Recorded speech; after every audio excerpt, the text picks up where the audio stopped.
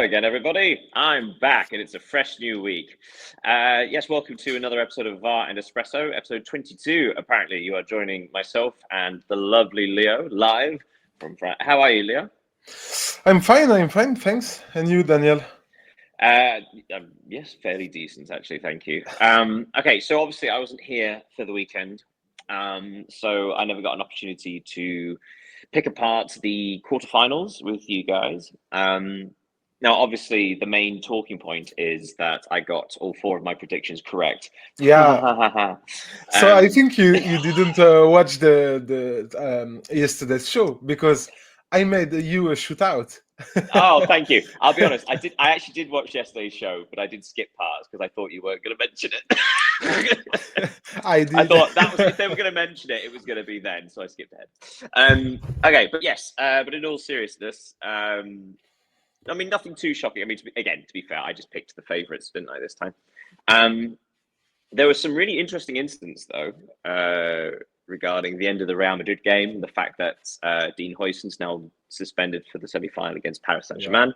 Paris Saint-Germain having two men sent off very unnecessarily, actually. Yeah. Obviously, the Theo Hernandez one is a bit unfortunate, really, and probably should have been a red card. Yeah. But more to the point that he's not. It's Lucas. Oh, Lucas, Theo sorry. Yeah, AC Milan. Absolutely. Sorry, I always get this mixed up. Thank you for the correction. Yes, but he's not a starting player for Paris Saint-Germain. So the less is it, but William Paco is. And that's an issue for centre defence for Paris Saint-Germain. But then if Paris Saint-Germain are missing one, Real Madrid are missing one, perhaps that'll balance itself out. But you were saying that you wanted to start with looking forward to the Fluminense Chelsea game. Because I wasn't here, why don't you tell me what were the big things in regards to like what the reason Chelsea would win this match and the reason why Fluminense would win this match? In my opinion, can you just start and I will? Yes. Because, okay. That's absolutely fine. It happens. Yes. So to recap, Fluminense defeated 𝐊𝐤𝐤 2-1, and as we discussed last week, we thought that 𝐊𝐤𝐤, because they're both counter-attacking teams, both happy to defend and wait for opportunities, they would cancel each other out. But 𝐊𝐤𝐤 didn't seem able to dictate play like Fluminense could, who have won with more possession. So 𝐊𝐤𝐤 seem to be relying on set pieces quite a bit, and which Fluminense mostly defended quite well, but of course they did concede from one. But Fluminense ended up winning with a couple of fantastic goals, especially the first one, such a clean strike. So yes, I think what I would point at is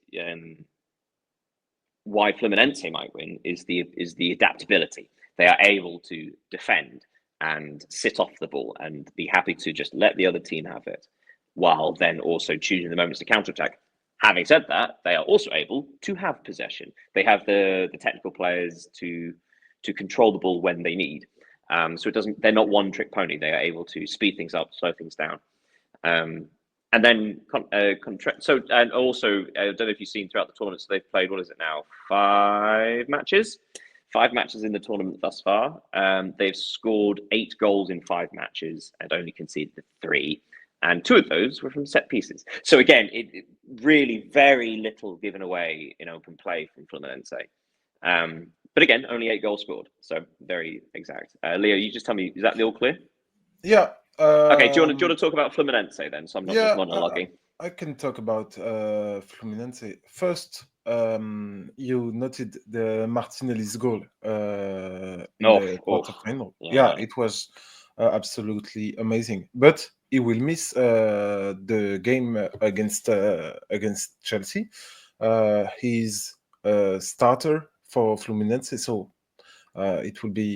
it's like a harsh coup for Fluminense, and which is funny is that the team is the 3rd Brazilian team Chelsea will face in that tournament. So they are now used to play against that kind of lost opponent. 1-1. Yeah. So maybe if you think they need a victory to complete the treble, maybe they did, but they will. But yeah, if we are just more serious, I think, as you said, Fluminense have the weapons to embarrass Chelsea, but Chelsea has experience, very good experience. I think it will make the difference, and the freshness of their players also, because yeah, they went to the European Cup final, Chelsea Conference League final, but as we said in the previous shows, their players have rested because they did a lot of turnover, and I think it will count at this stage of the tournament, especially when Fluminense have their championship to play after it. So it's they will need to find a good balance between this tournament, which obviously count for South American teams, as we saw during the whole tournament, and the rest of the championship, because it's also very important for a club like that. So I think it will be a very intense match in the beginning, in the end of the game. Why? Because Fluminense have scored 4 of the 8 goals from the 70th minute. So they're a team. They are not in the action; they are in the reaction. They always want to finish well their That's a really good point. And actually, looking at the stats for all the different teams, there's a fair bit of consistency in that Paris Saint-Germain have scored 12 goals. I think, just double check. Have scored 12 goals. Real Madrid have scored 11. Chelsea have scored 12. Fluminense have scored 8.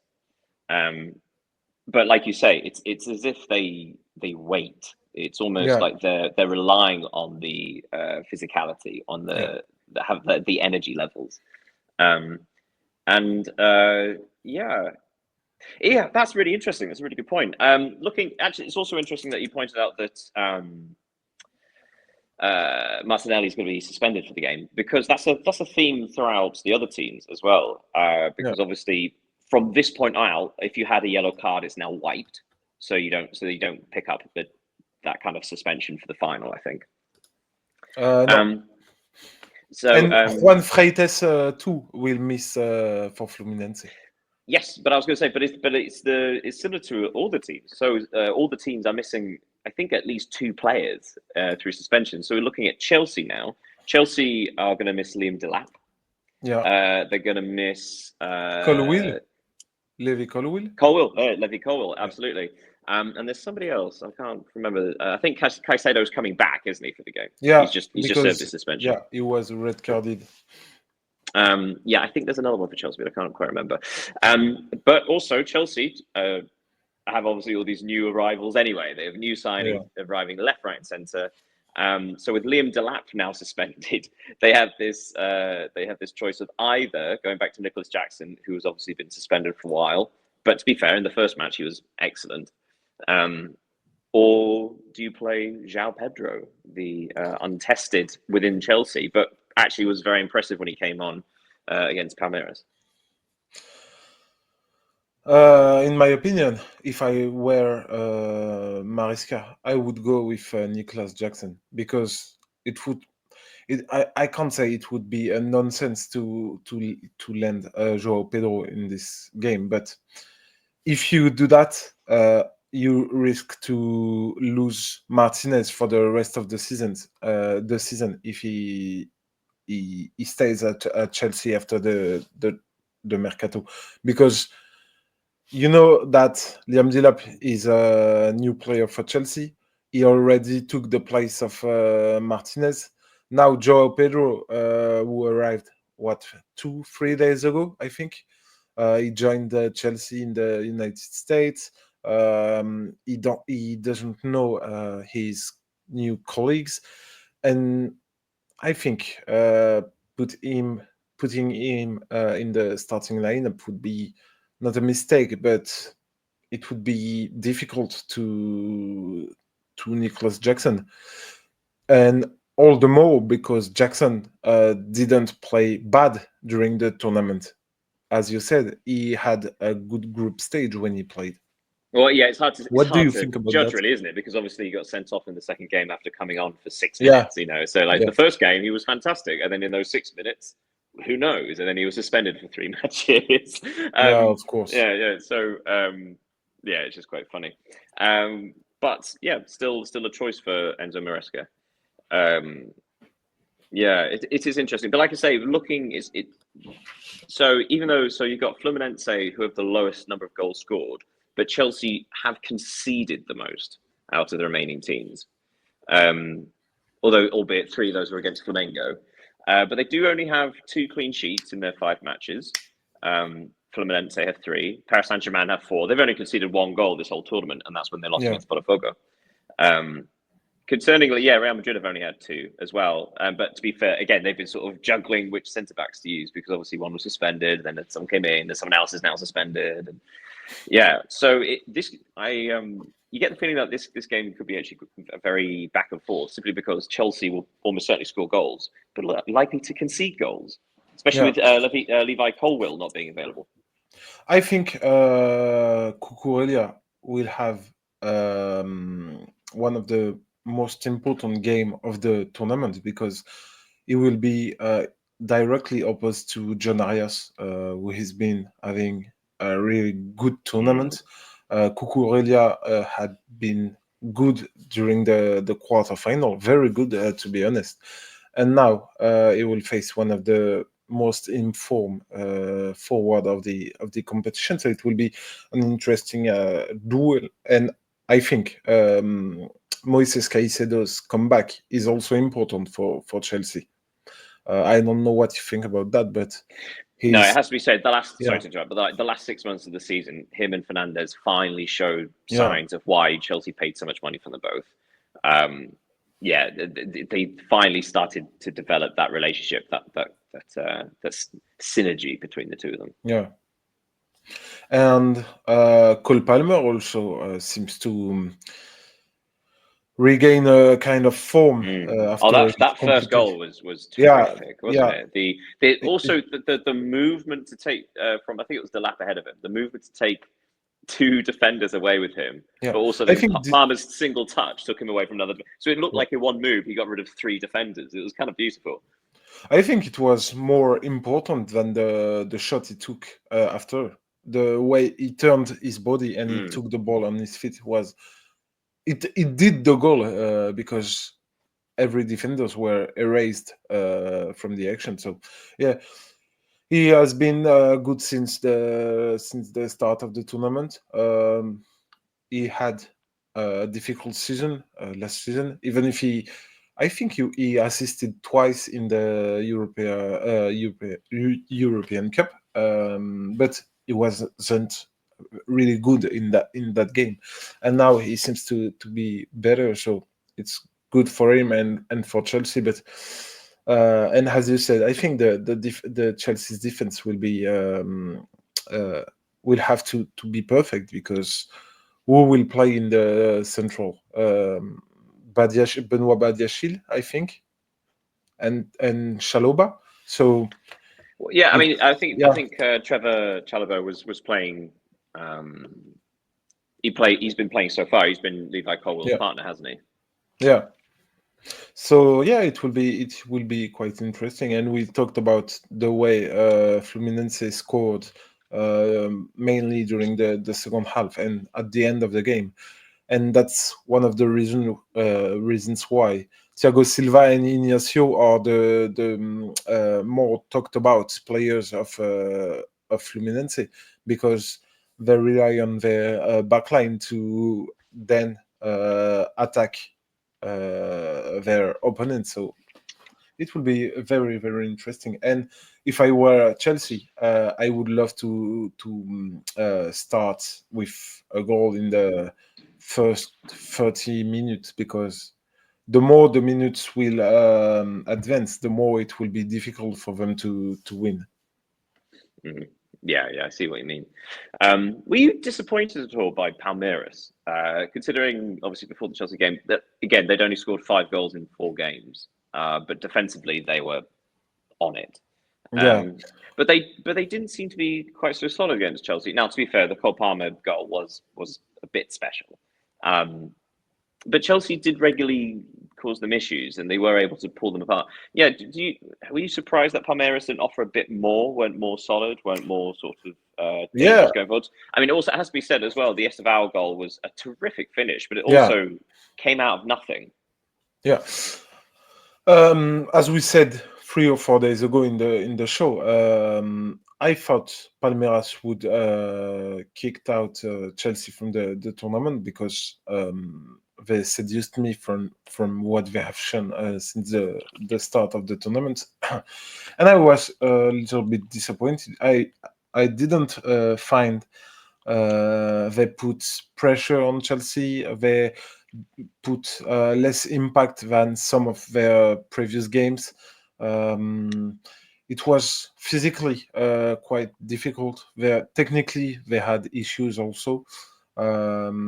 𝐊𝐤𝐤𝐤, as you said, scored a beautiful goal, very beautiful, because the way he shot and from where he shot was exceptional. It required a lot of technical abilities, and I think Chelsea deserved the win, but I was kind of disturbed by Palmeiras' performance.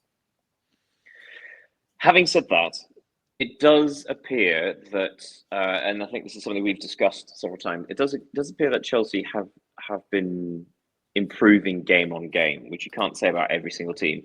Similar with Real Madrid, minus the last 10 minutes of that match against Dortmund, in that they have each match has shown something new, something different, but something better. Whether that's a change of starting lineup, or that's a change of tactical system, whatever it is. So now, to be fair, Chelsea, when they lost 3-1 to Flamengo, the next match were against 𝐿𝐸𝐼𝐻. So winning 3-0 isn't exactly the biggest surprise, but it was still nice and controlled. And against Benfica, they were 5 minutes away from having a 1-0 victory. That would have been so controlled, very, very easy. Then, of course, the 2-hour delay, Benfica come back, score a penalty. But Chelsea still managed to get through that. And also then impressively, because obviously once, I think, did Benfica get a red card in that match? I don't think so. Oh, okay. Well, either way, so like the fact is in extra time, Chelsea scored 3 goals in extra time. So that's fresh legs, that's new impetus.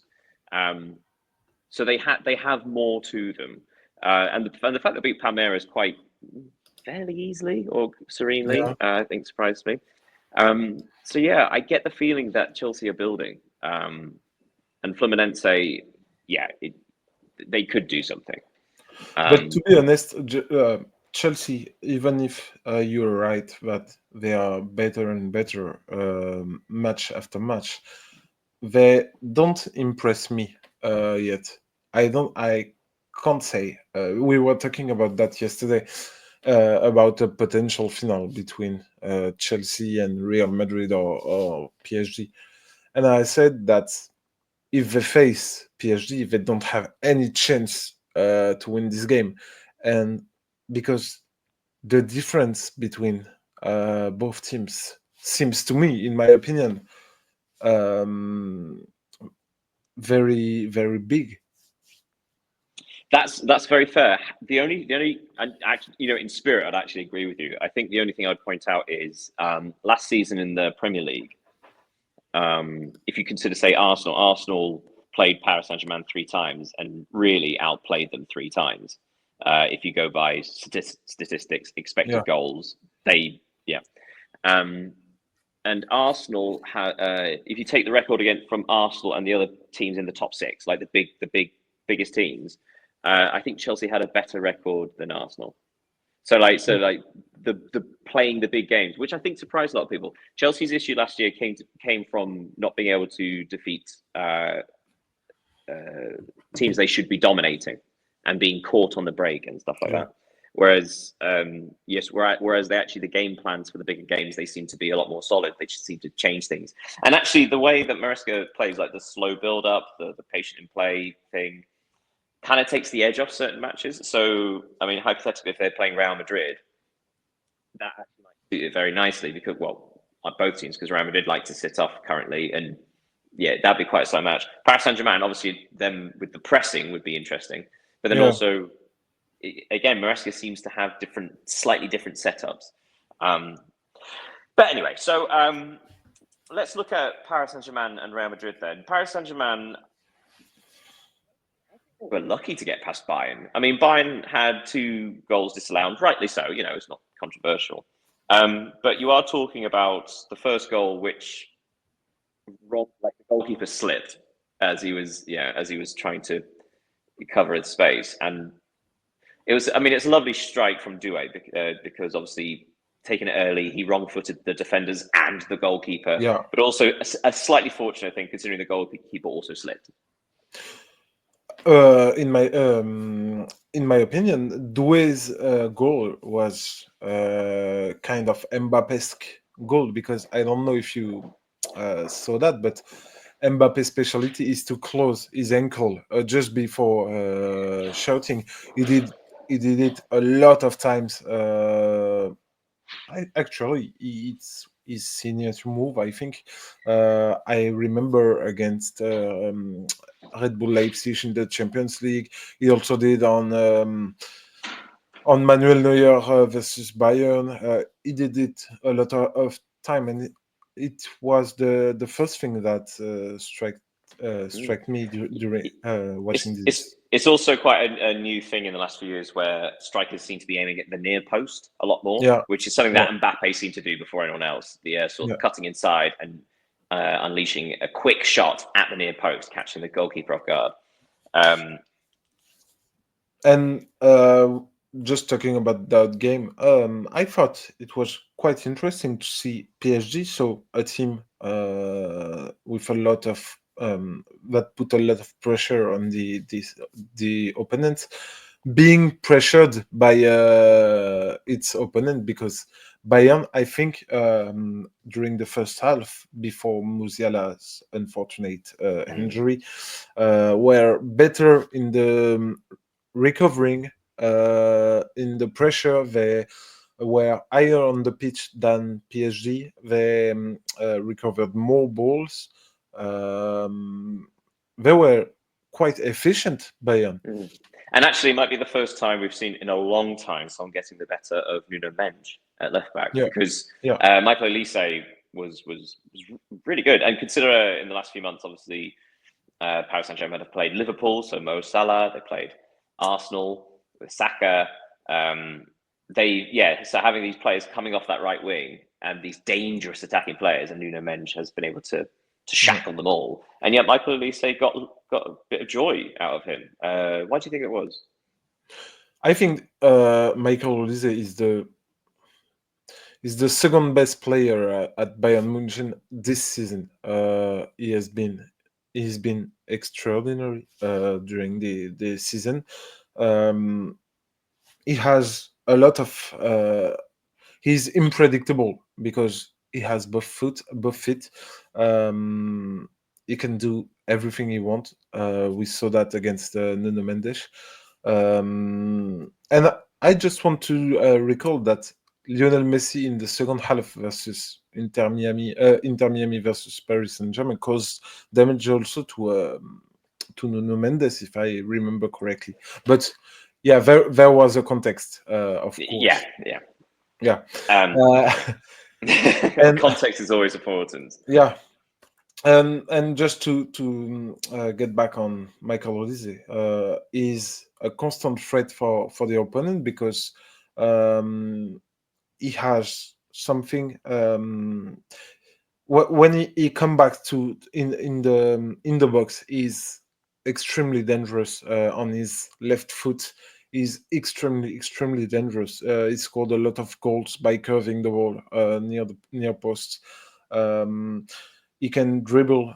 He can also run, because it's important for a winger to run, because we now want a winger to make a lot of 1v1 against the defenders. And Michael Rodriguez can run, even if he is close to his opponent. He can also pass. He has a terrific passing quality.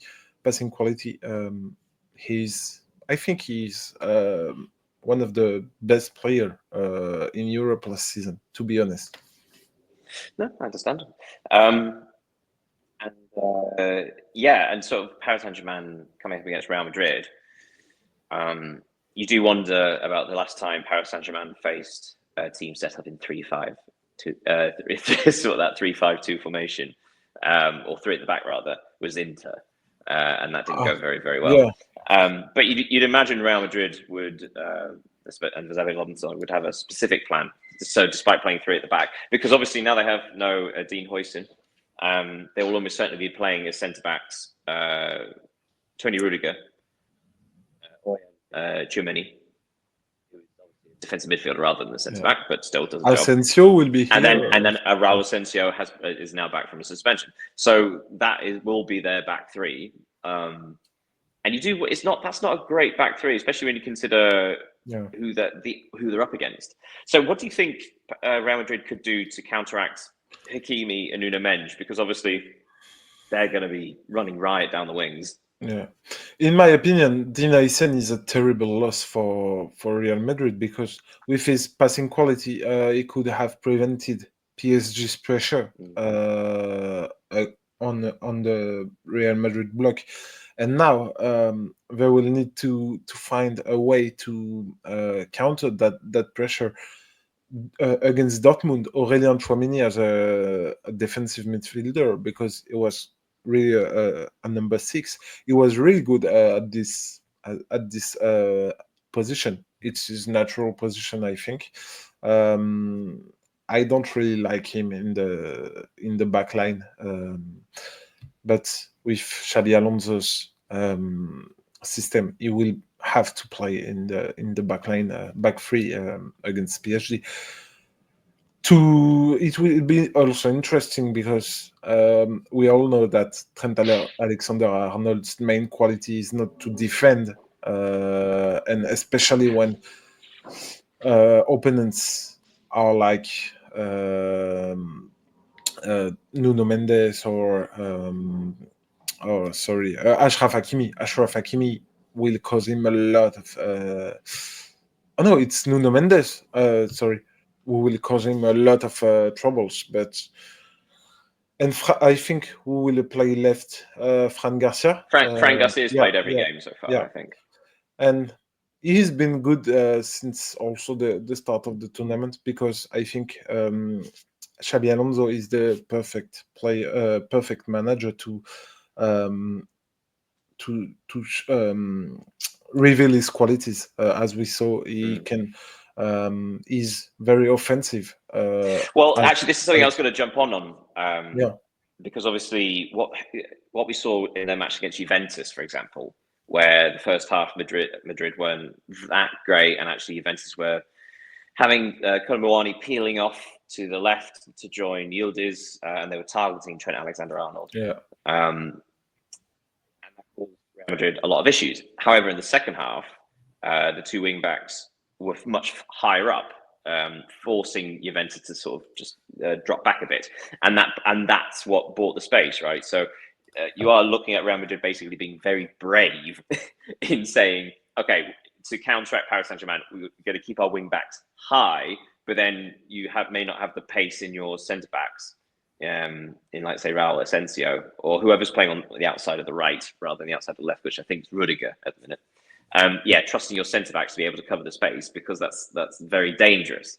So having the confidence and the bravery to stick Trent, as he is now on his back, and Fran Garcia high up and push Paris Saint-Germain's wing backs back, Yeah, it is a very exciting prospect for a match, isn't it? But don't you think Real Madrid and Xabi Alonso especially can decide to put a 4-4-2 against PSG? Yeah, I suppose so. He didn't actually start the tournament with three at the back, did he? He actually started 4. But yeah, I suppose it's just one of those things. We'll see close to the time, see if anybody is back from injury, see if there's any news. But either way, that's going to be. I think they're two really balanced semi-finals. The unfortunate thing is, I think what we're going to get is a very unbalanced final, regardless of the setup. Yeah. But that is the Club World Cup. I mean, historically speaking, which is now the Intercontinental Cup, it's always been more or less Europe against South America, and is a bit unbalanced whenever that happens. I think only South American team has only beaten one team in the last one European team in the last 20 odd years, and I think that was Liverpool in 2005, 2006. I might be wrong about that. So yeah, I think we're going to get terrific semi-finals, and then perhaps a fairly predictable final. Shall we move on to the Women's Euros? Unless you have anything else to say about the Club World Cup. Yeah. So you can. No, sorry. You can go on Women's Euros. Okay, so we have our first quarterfinalist.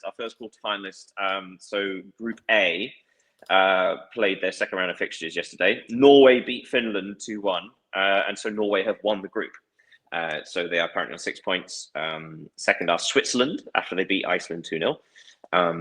And third are Finland. So Finland and Switzerland both have 3 points. Norway have 6, but they've beaten both Finland and Switzerland, and there's the head-to-head rule. So Norway have won the group with a game to spare, which is terrific for them. It's slightly confusing because actually in both games they weren't the best team. But as I said in the preview before the tournament, like their attacking talent is so good. I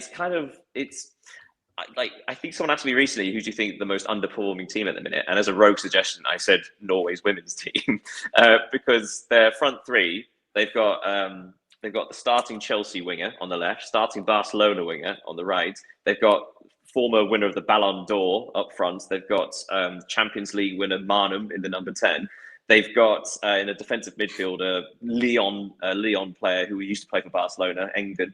So you've got this incredible selection of like players in attack and midfield, and yet they don't really seem to have a tactical identity apart from give it to the wingers and sort of they'll make something happen.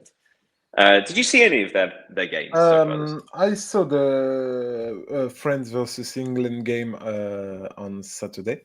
France were impressive. France were very, very impressive, weren't they? To be honest, I think you know a lot more about women's football than I do. But was it? I have a question for you. Was it predictable that France caused so much troubles to England? Because I think they were dominant when you see their 2 goals. Both came from from recoveries or English loss of the ball. They were harder on their opponent. I don't think English defenders were very.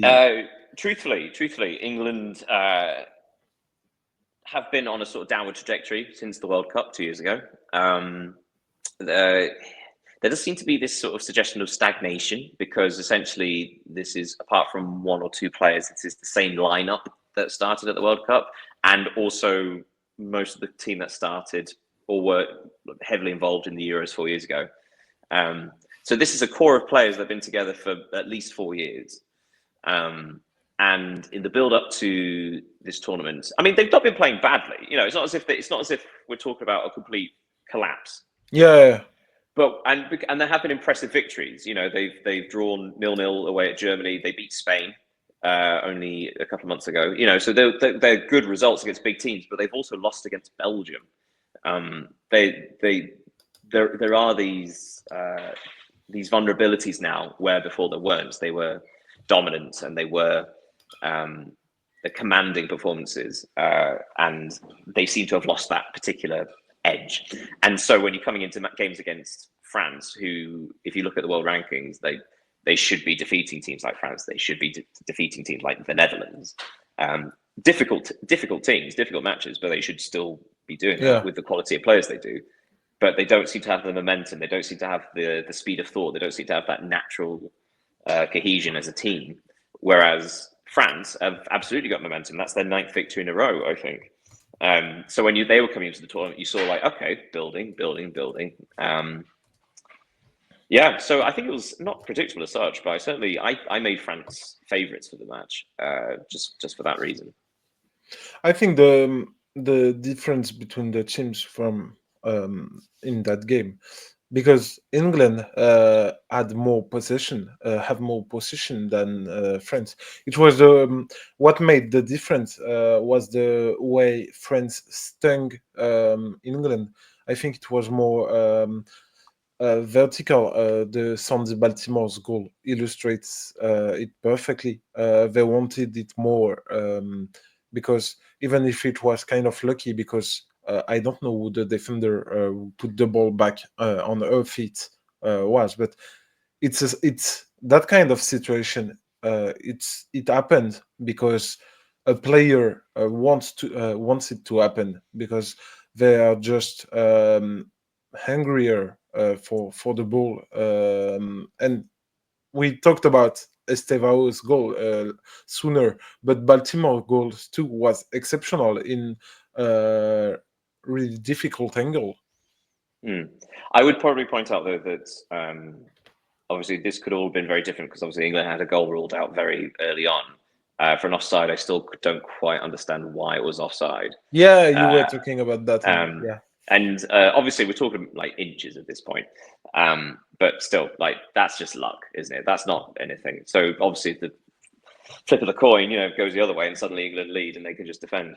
I think as well, part of the reason I was talking about stagnation and sort of having the same core group of players as 4 years ago, and basically the exact same starting lineup as 2 years ago, minus Mary Earps and the left back. I think a conversation that's been going on for quite a while is Lucy Bronze at the right back slot, because without doubt she's been one of the best players in the world for a long time. I mean, look at some of the clubs she's played for. There's a reason why she's been playing at the top of the game. She's now 34, I think, and she's still playing for Chelsea. She's still at the top of the game. But realistically, there haven't been any challenges to the right back slot for England women. And we saw a couple of times in the World Cup, most notably in the final, it was her mistake and her being caught out of position that led to the goal, the single goal in the World Cup final. And today you saw it as well for the opening goal, I think it was, where she was caught out of position. And her attacking instincts are what makes her so great. She's such quality on the ball. But now, possibly because of being in her 30s, also because the tactical system doesn't support it, there's not that support behind her. So when she is out of position, and that is going to happen because she expects to go forwards, we are going to get caught out. And I say we because obviously we're supporting England in this one. So that's something to sort of keep an eye on. I suppose 𝐊𝐤𝐤𝐤 is in the squad, I think, to cover that as well. I mean, nominally she plays as the left-sided, but she's right-footed, so expected to probably challenge for a spot at some point. But it does also mean that the next match is a must-win for England as well, or rather must not lose. But I think they should be beating the Dutch team. They have a better squad. The Dutch have a handful of very, very dangerous players, but England should be winning this. However, Miedema's goal was exceptional. Yeah. I mean, she's always been a top quality forward, hasn't she? I think I read it was her 100th goal with Netherlands. I don't have that data with me, but I would believe that she's potent, isn't she? She scores goals everywhere.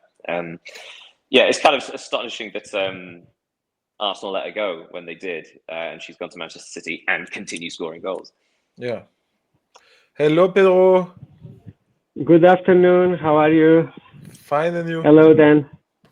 Pretty good, thank you. We're just talking about the women's Euros. Yes, we were just talking before we went on to the England-France game. We went on to Norway have made it into the quarterfinals. The first team into the quarterfinals, and also Iceland are the first team eliminated. Have you watched the Norwegian matches, and what's impressed you about them? What impressed me so far, we didn't have a draw. Only victories or losses, not a single draw. And I'm surprised with Iceland elimination, because in the previous game they got a red card, and for that reason they could equalize them.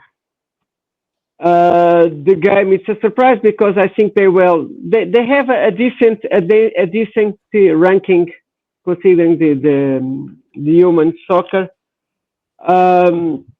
And France did well to beat England, so it's a huge edge, because I think in that group everybody will beat Wales, and I think France is really in the good position to go through also.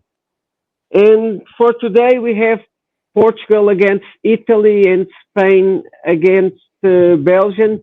It's as I said before, if Italy or Spain win the matches, they are automatically qualified. Yeah, absolutely. Because obviously we've got the head-to-head rule with the group stage, so hence why Norway have won the group, despite the fact they're only 3 points ahead.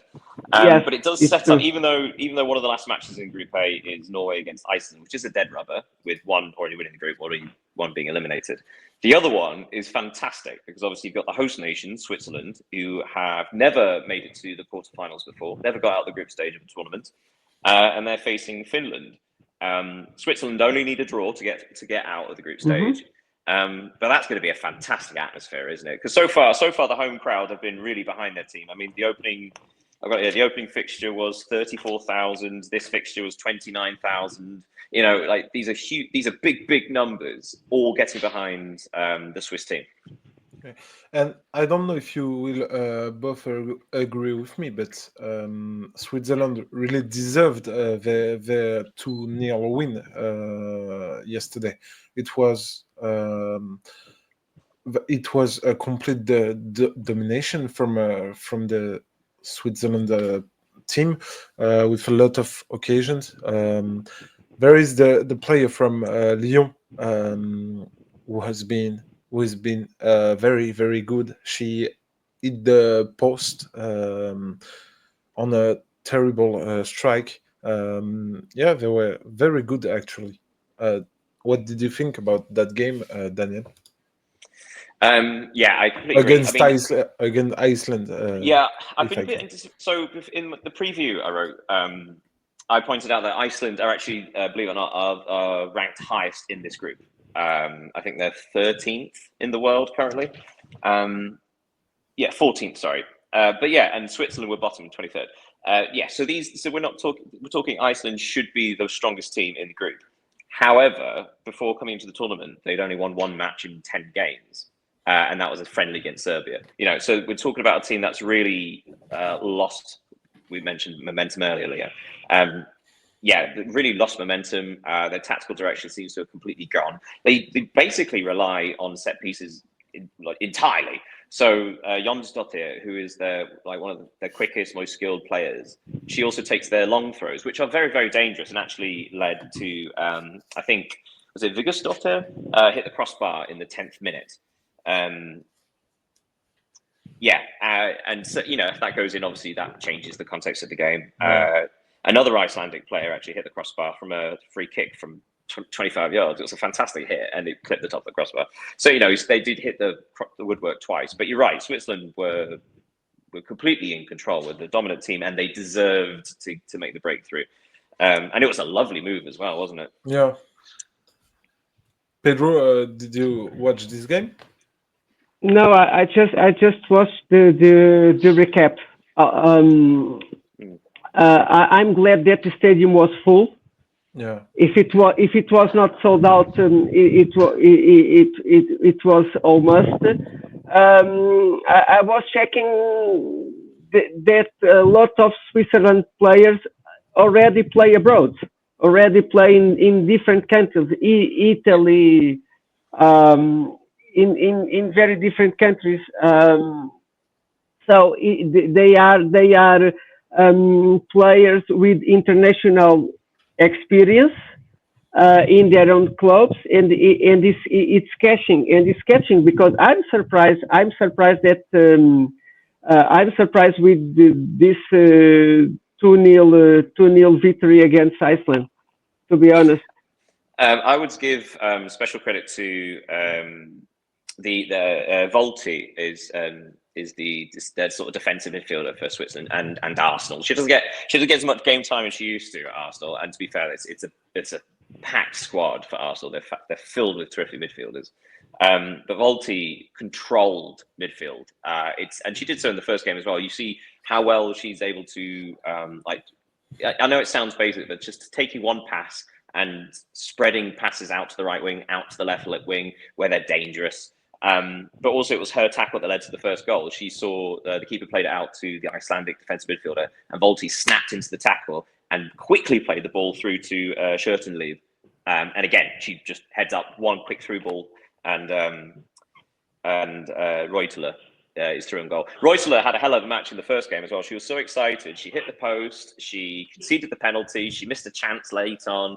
But you could see just like the quality in her, and this match she was fantastic. But the thing is, we say Switzerland were very impressive, but Finland have been very impressive. They controlled their first match against Iceland. They were in control. They deserved the win until they sat up at the end. They arguably they were the better side against Norway. Yeah. As you said, Norway has a really strong team, and it was interesting to see Finland because they get the possession, they shot more on targets. It was a real opposition. It's a greater XG as well. Yeah, it was, and actually they put more shots on target than shots off target. So it shows that they had a lot of chances, and it's interesting to see that kind of game. Well, what's interesting as well is because obviously the winner of Group A, Norway, will play the runner-up of Group B, and obviously in that group, what you didn't want to do is finish second in Group A, because then you'd almost certainly play Spain. But in Group B, obviously you're looking at either Italy, Belgium, or Portugal, and currently it's Italy in second place. They've got third. But chances are Norway will play. Well, it's not Italy just yet, but it is such a difference between finishing second and first, because obviously if you're playing Spain now, Switzerland against Spain, that would be a wonderful quarterfinal. But also the home crowd, you can imagine that would actually lift Switzerland a little bit. You would expect Spain to win, but it wouldn't just be a walk in the park. Maybe the atmosphere would get to them. But also again signifies how essential it is winning your group, because you avoid teams like Spain, like Germany in Group C, almost certainly. Pedro talked about the fact that the stadiums were full, and especially against Switzerland. And the thing I noted is that they were also colorful, because we saw a lot of jerseys. It's not always the case when you watch a game, and it's visually it's really good to see that. And I think it bring really something to the people watching on TV, and it's really great that people really play the game. Yeah, I completely agree. Are you guys going to be watching the games later? Because obviously today you've got Spain against Belgium, Italy against Portugal. This is Portugal's big opportunity. I think if Italy win, then obviously both Portugal and Belgium are out, assuming obviously Spain beat Belgium. Pedro, do you think, having watched Portugal in the last match, now again, to be fair, it was against Spain, do you think they have a chance against the Italians?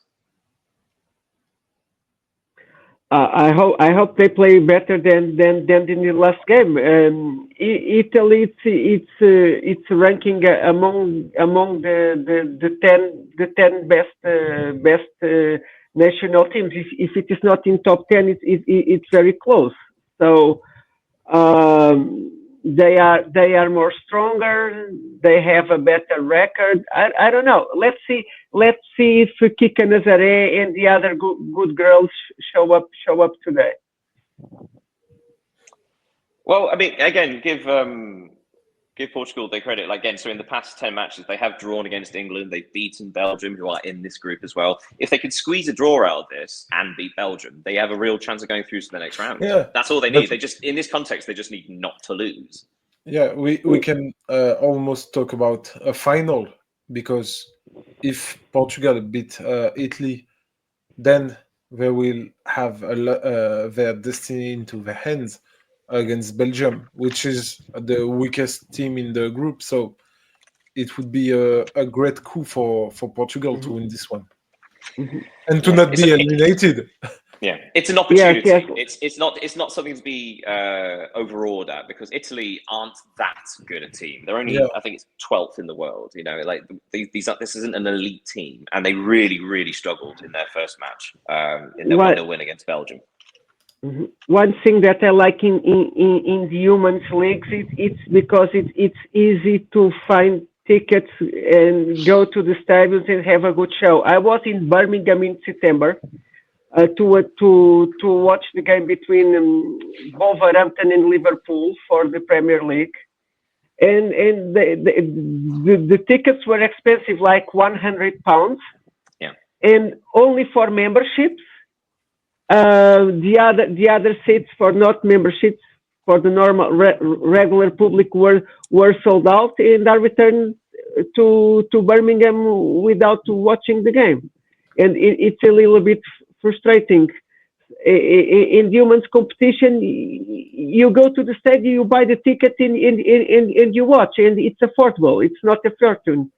And they play well. They give you a good show. They entertain you. You come back happy, and you want to return to watch the games. It's a valuable championship. Yes, it's accessible, isn't it? It's it's almost like being not only priced out, but it's like a club watching men's football, which is expensive, but also you need to pay for a membership so that you can buy the ticket. Yeah, I completely agree. I started taking my wife to women's matches about just after lockdown, because Arsenal women, this is when we lived in London, Arsenal women started playing at the Emirates, and such an amazing stadium to go and play at. It was like 50,000 against the game against Spurs, and tickets were less than £10 each. It was astonishing. So it's just joyful, and also just the atmosphere is more positive. It's fun to be there. Yeah, you can go with your family all together to be gathering there and make a good afternoon. Well passed. Enjoy the game. Talk about it. It's really cool. Yeah, absolutely. Okay, so before we end, I mean, I'll say, like, Mexico won the Gold Cup against the USA, but it was always going to be one of those. So it's funny, isn't it? There's not much to dissect from that match. But I've been giving you guys some trivia questions at the end of these sessions now. So I've got one for you. We were just talking about how wonderful the attendance is for the Women's Euros. So the highest attendance so far was Switzerland's opening match at St. Jakob Park, which is 34,063. Okay? Keep that in mind. 34,063. Here's your question. How many matches at the Club World Cup has that beaten? So for a context, there have been 60 matches at the FIFA Club World Cup. How many of them were fewer than 34,000 in attendance? I say 8. 8 games. You're going with 8, okay? Fewer than 34,000.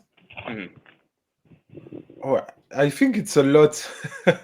I would say about 20 or something like that. Yeah, 20. The answer, Leo gets the point. It's 30. It's exactly half. So that match, Switzerland against Norway, had more people in attendance than half the matches at the FIFA Club World Cup. And we're going to follow this up with another question, similar thing. So the lowest attendance at the Women's Euros was Belgium against Italy, which was 7,544. How many matches at the FIFA Club World Cup had fewer than that? I know that Mamelodi Sundowns had a game. There were 500 against, I think it was Ulsan. I will say, I would go with three games. You're going with 3. Pedro? I keep my 8. The mailman always knocks twice. The answer, Leo, is spot on. It's 3. So also Mamelodi Sundowns was 3,412, but a lot of them left during the break. You had Pachuca Red Bull Salzburg, 5,200 odd, and you had astonishingly Benfica Auckland, only 6,700. So yeah, so the women's Euros putting the FIFA Club World Cup to shame. Yeah, and the question is that was the worse attendance between Italy and Belgium was due to the overall capacity of the stadium? Yeah, that's what I Well, I mean, it wasn't. Now, here's the thing. So I will be doing at the end of the tournament. I'll go through sort of statistics regards like attendance percentage. But I'll guarantee you that the percentage at the Women's Euros is significantly higher than the men's ones. Because then, for example, today the match between Spain and Belgium, the capability of the stadium it's only 10,000. Yeah. But then that's the kind of the beauty of the Women's Euros, right? That and actually any women's competition, say like the World Cup or European Championship, that it is a smaller scale than the men's game, but that allows other countries to bid for it. Mm-hmm. So Switzerland, they've never held a World. Actually, they did hold a World Cup. I think it was back in the 50s, but they don't have the stadium required to host that kind of competition. But scaling down, the planning behind, isn't it a great idea to have these small stadiums filled, as opposed to what Gianni Infantino has done with FIFA at the Club World Cup, which is let's have these enormous stadiums, and then obviously then they lower ticket prices rapidly. They've done the same thing for the semi-final. They're sort of rapidly dropping the prices because again they just haven't come close to the ticket sold. Yeah, so that goes down to the organisation, right? Choosing the stadium. And remember one thing: if you ask in Switzerland for sports national heroes, they tell you about the ski sports, the great guys of ski who won Olympic medals, or maybe Fabian Cancellara, who was a very good cyclist from Switzerland. So soccer it's just showing up in that country. It's something with no more than 10 years. That's a very fair point. Right, I think that brings us today to the end of today's episode. Unless you guys want anything else to say before we finish. No, I just want to thank you both for being here for the 22 episode. Yeah, Daniel, you make a very brilliant presentation today. Brilliant. Thank you very much. I've got to say, Leo, I think you win this game because I think I've only been here for 18 of the 22, whereas I think you've been here for every single one. Yeah, I think. Bravo. Right, well, in that case, we'll get to the end. We'll see Leo tomorrow. The rest of us are questionable. But thank you so much for everybody for joining us. We'll see you tomorrow. Thank you, Daniel. We'll be recapping today's Women's Euros matches and probably something else. We'll decide then. Have a great day, everybody. Thank you so much for playing. Goodbye. Have a great day.